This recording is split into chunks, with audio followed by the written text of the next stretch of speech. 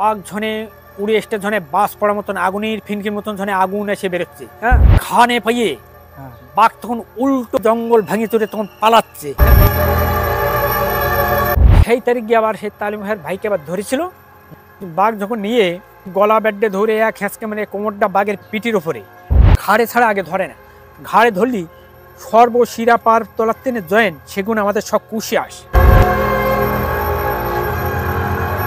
নমস্কার বন্ধুরা, আমরা এই মুহূর্তে রয়েছি সুন্দরবন হেমনগর কোস্টাল থানার পারঘুমটি গ্রামে।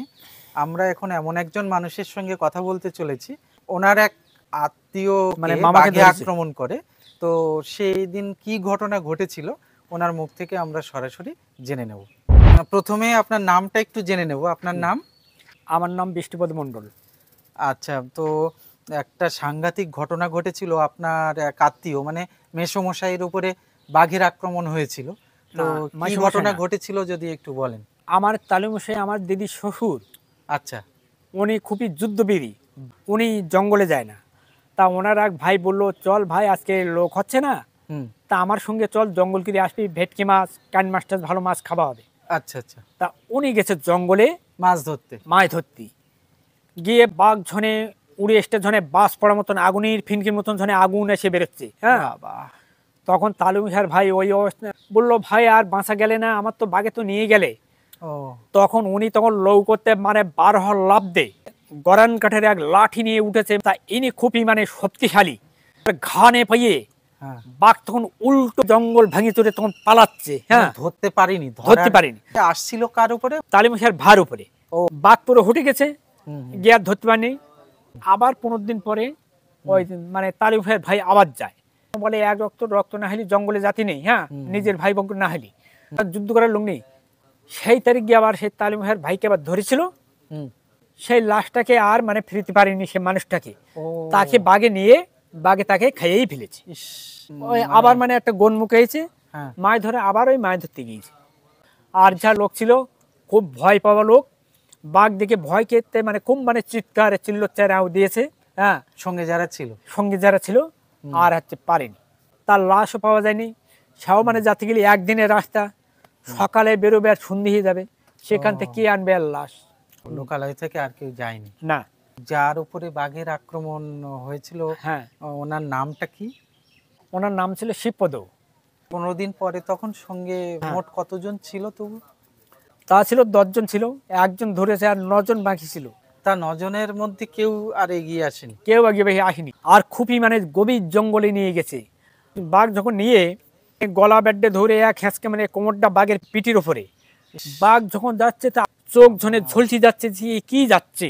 প্রথমে ডাইরেক্ট একদম ঘাড়ে ধরেছিল? ঘাড়ে ছাড়া আগে ধরে না, ঘাড়ে ধরলি সর্বশিরা পার তলার তেনে জয়েন, সেগুলো আমাদের সব কুশি আসে।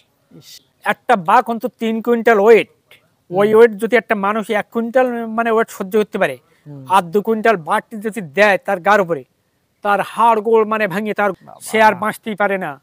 তা কি করবে? আমাদের বেশি সুন্দরবনের মানুষ পেটের দায় মানে ওই জঙ্গল করে মাছ শাক মারে ওরা বেচাকেনা করে জীবন যাপন করে, বাচ্চা কাচ্চা মা বাবা সবাইকে দেখতে হয়। ওনাদের কি চাষ করার জমি টমি কিছু ছিল? অল্প জমি জমা ছিল, তাতে হতো না। এখন যেমন উন্নত ধরনের ধান বেরিয়েছে, বিঘে 10 বস্তা, আগে 5 বস্তা 6 বস্তা ধান হতো বিঘে, তাতে সংখ্যা চলতো না। আর উনি মানে বড় অসহায় গরিব মানুষ, কি করবে? হ্যাঁ, এই জঙ্গলে ওপরে ওনার খাওয়া দাওয়া সবকিছু।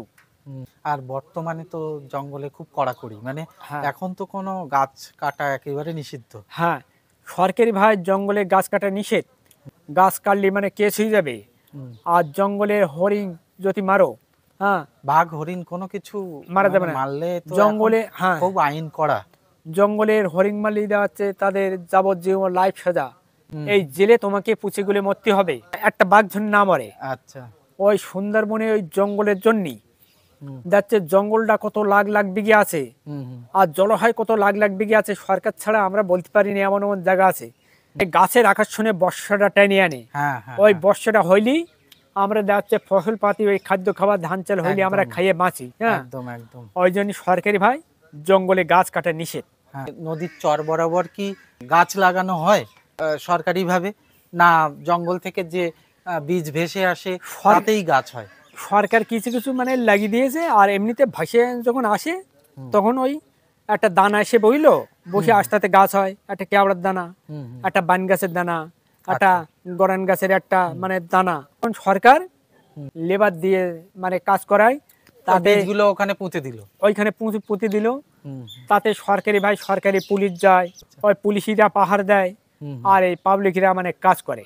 আচ্ছা। এদের নিয়ে যায় মানে লেবার হিসেবে, সরকারি এরা কর্মচারী। ওটা কি জঙ্গলের পাড়ে বলছেন, ও না লোকালয়ের পাড়ে? এই লোকালের পারে লাগায়, জঙ্গলেরও পারে লাগায়। লোকালে কম লাগায়, জঙ্গলে বেশি লাগায়। ও সরকারি ভাই গায়ে লাগালে সেখানে যাচ্ছে কোন জায়গায় গাছ ভালো হচ্ছে, এটা মাটির গুণি, যার যেমন খাদ্য খাবার ভালো পাচ্ছে, গাছ তখন ঝেড়ে উঠছে। হ্যাঁ, আচ্ছা আচ্ছা, খাদ্য খাবার না পাচ্ছে, ও বড় হবে কি করে? একদম। যেমন আমার বাবারা ছোটবেলাতে জঙ্গল করেছে, যে ভাইরা করছে, আমরাও করছি।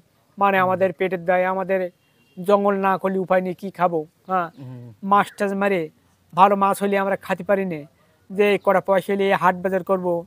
এই দোকানে অনেক মালপত্র আমরা যাচ্ছে বাকি করে নিয়েছি, দোকানদারটা দিয়েছে, না দিলে আর মাল দেবে না, আমরা কি খাইয়ে বাঁচবো? দোকানদারের টাকা পয়সা মিট করলি আবার আমাদের মাল চালিয়ে দেয়, একদম। না দোকানদার কোথা থেকে দেবে? এই হলো আমাদের ব্যাপার, এইভাবে আমরা চলি। আমরা ভিডিওটি এখানে শেষ করছি। লাইক করবেন, কমেন্ট করবেন এবং চ্যানেলটি সাবস্ক্রাইব করে পাশে থাকবেন। আবার দেখা হবে নতুন কোনো ভিডিও নিয়ে। সবাই ভালো থাকবেন, সুস্থ থাকবেন। নমস্কার।